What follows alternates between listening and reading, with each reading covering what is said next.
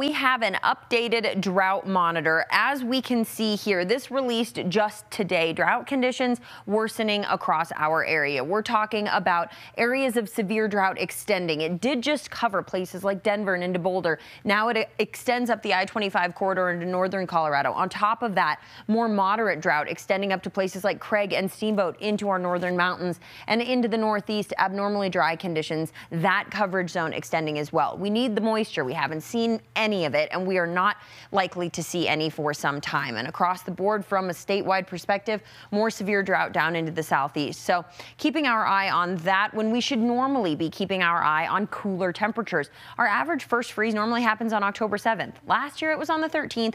We don't have that in our extended forecast. Our average first measurable snow, October 18th. Last year it was the 28th. We don't have that in our extended forecast either. What we do have is continued high pressure. We have continuation of above average temperatures, but a slight shift in our weather as we head into Friday will cool us down a touch. And then by next week, we're talking about more cool air moving in. That said, it will still be warmer than normal.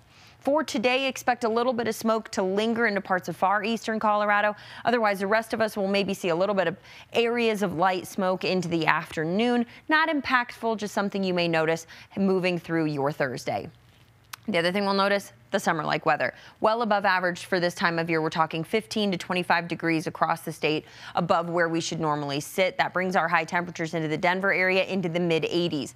Now, the record at the airport is 89, so we're not at that record-breaking threshold, but we are well above where we should normally be. In fact, we could see upper 80s, low 90s down into the southeast today as the high country heads into the 60s and 70s. 71 in Vail, 73 in Gunnison. Salida gets to 77 today, even Grand Junction in the mid-80s this afternoon.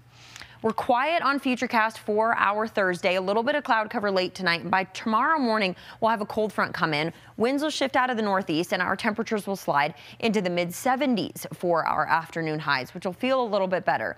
This cold front is not going to impact everyone. You'll notice Lyman 77, but La Junta 87, Lamar 88. So we in the Denver area, parts of the northeastern corner of the state, will feel the impacts of that cold front.